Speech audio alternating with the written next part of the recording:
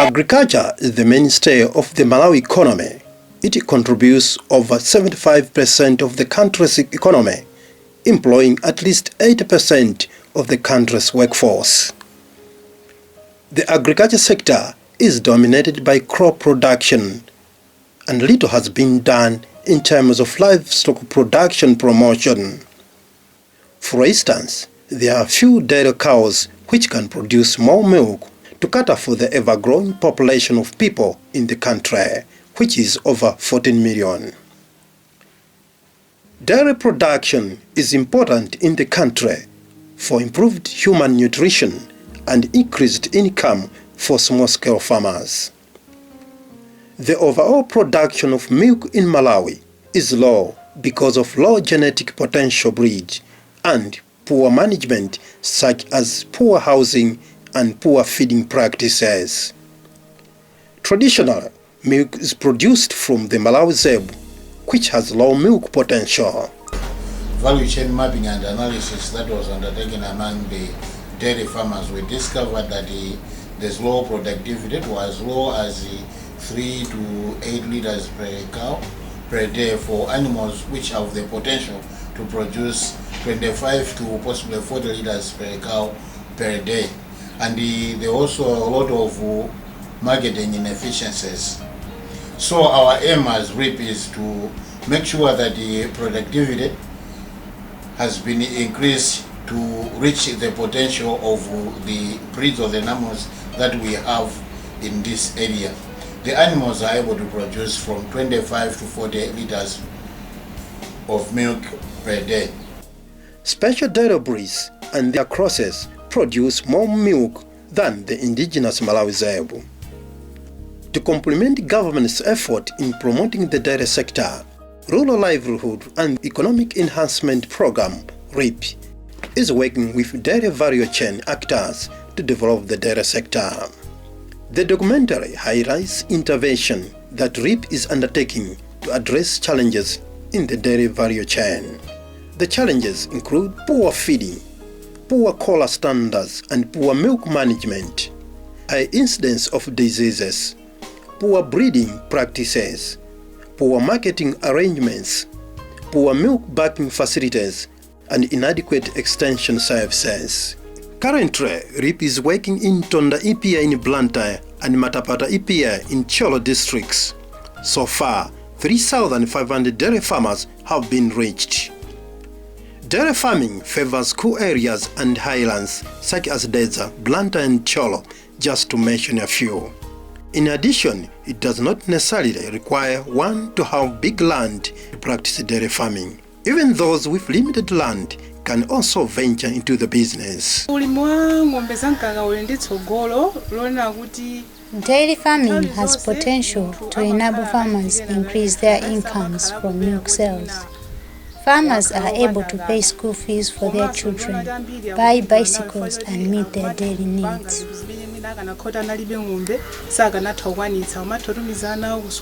Providing a proper housing facility to dairy animal is very important if you are to produce high quality and quantity of milk, and also for better management of dairy animals. The secret of business lies on how you source, allocate and make use of your resources to the maximum. Dairy farming demands a farmer to first manage the animals well in a collar. Farmers are strongly encouraged to construct a good collar. The collar floor has to be cemented. The roof be well roofed with iron sheets. Tilted floor to sieve out dung and urine. It should have feeding box, milking section and exercise yard. This is a standard collar that RLEEP is advocating. Some of the farmers here constructed collar with materials they got from RLEEP on loan. They explain. This collar behind me was built from materials provided by RLEEP on loan, payable in 6 months. After the loan is repaid, Funds will be loaned to other farmers as a revolving fund so that they should also benefit from this same development. Housing dairy animals in a collar where there is dampness leads into mastitis. When the animals stand for a long time in the collar, they get tired and as a result, their bones are affected. At first, my collar was so damp because it was not roofed with iron sheets and floor was not cemented, which resulted in cows' udders getting cuts. But as of now, that problem is history. Mastitis infected milk is rejected at bagging center or selling points. This leads to loss of income. Mastitis infected milk leads to tuberculosis. What happens when a farmer brings sour milk or milk mixed with water? What do you recommend? When buying milk, you have to make sure that the quality is of acceptable standard. Therefore, several factors are considered when buying milk. First, it's good hygiene. In order to know that the milk is hygienic, we use alcohol to check quality level.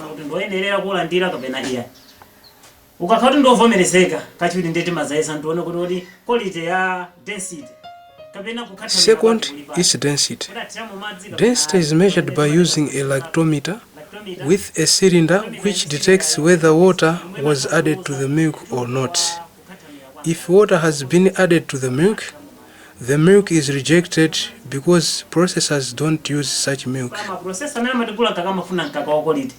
Farmers in Goliath area in Matapwata EPA are all smiles as they are able to make profits out of the milk sales, which alleviate their poverty and hunger. Some of the farmers explain. I am one of the farmers who deliver milk here at Okalavu Dairy Bagging Group. In a day, I deliver about 32 liters of milk and I have 2 cows.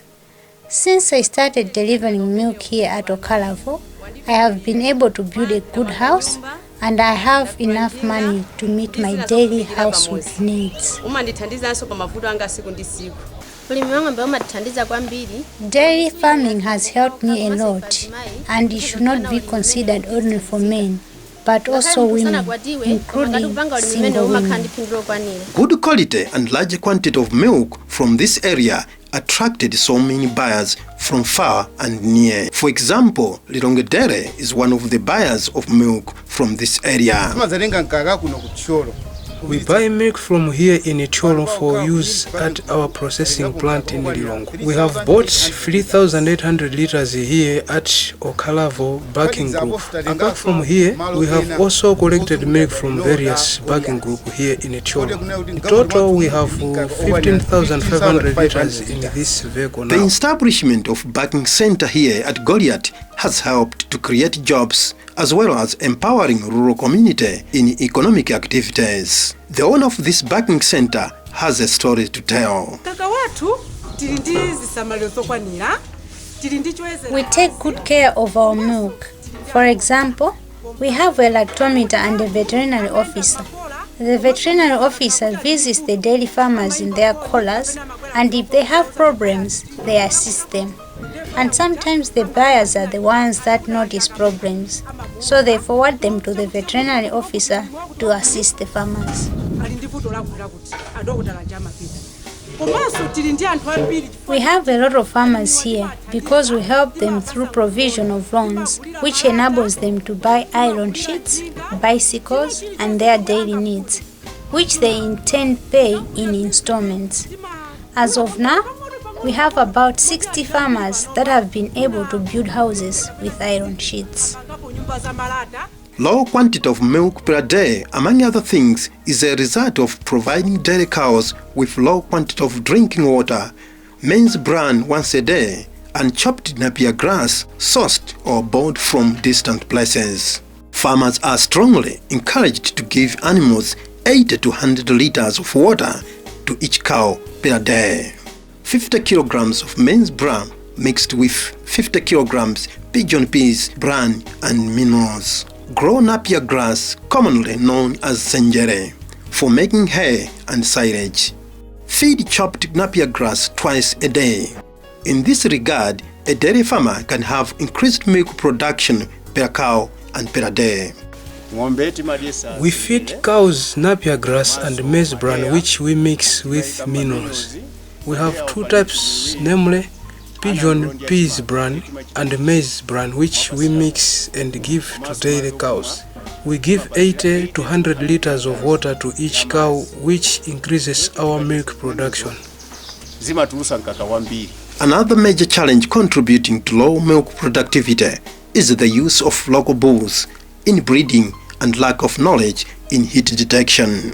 RLEEP is promoting modern breeding method through use of artificial insemination (AI). In Matapata in Cholo and in Tonda in Blantyre, farmers were trained in heat detection in dairy animals by community-based artificial insemination technicians, commonly known as Nkwerangombe. RLEEP also provided them with artificial insemination kits.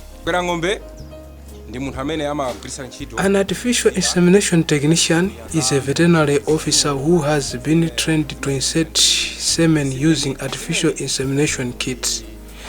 The semen is put in a straw and is inserted into the cow. It is time for milking. Like in car driving, some steps are followed. This woman was trained well, and when time has come in the morning or afternoon, she does not doubt at all. She explains. When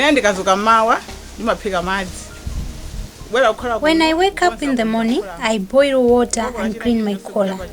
I also use the boiled water to clean the cow's udders at least 3 times. From there, I milk out the first milk from each udder and then start milking. On milk handling, what should be done before taking it to the bagging center? She explains again. After milking, I take the milk and sieve it 3 times on a clean milk sieving mesh. Then I put it in milk churn and deliver it to the bagging center. Many farmers have made losses in dairy production because they add water or soda to the milk, the development which compromises quality of the milk. To this farmer, it is a loss because her milk has been rejected at the bagging center. Perhaps she added water or soda, she explains. My milk was sour and it has been rejected because I failed to take good care of my collar, which resulted udders for my cow to get in contact with dung and mud. I have learned a lesson from this, and from now on I'll manage my collar well to avoid milk wastage and being rejected at the center, which leads to loss of milk. In a similar development, some farmers practice side selling of milk outside a bagging center. Such farmers sell milk that is not tested for mastitis and also tend to add water. These practices are discouraged. RLEEP is encouraging farmers to sell their milk at bagging groups where water and mastitis testing facilities are available, and that farmers can get better prices. The bagging groups have cooling tanks where milk is stored safely. Farmers deliver milk twice a day at the bagging center, but they get paid at the end of the month. Processors find it easy to collect milk at one point, thereby reducing transaction costs. RLEEP want at the end of the day productivity to be increased to the potential of the animals, and also want at the end of the day to attain marketing efficiencies to reduce milk rejection and the milk wastage. Through bagging groups, farmers are able to access loan facilities. Animal health extension message delivery is so easy and effective at bagging groups. RLEEP has assisted farmers in the 2 districts of Blantyre and Cholo to plan their dairy farming, keep records, and do gross margin analysis to determine whether they are making profits or not.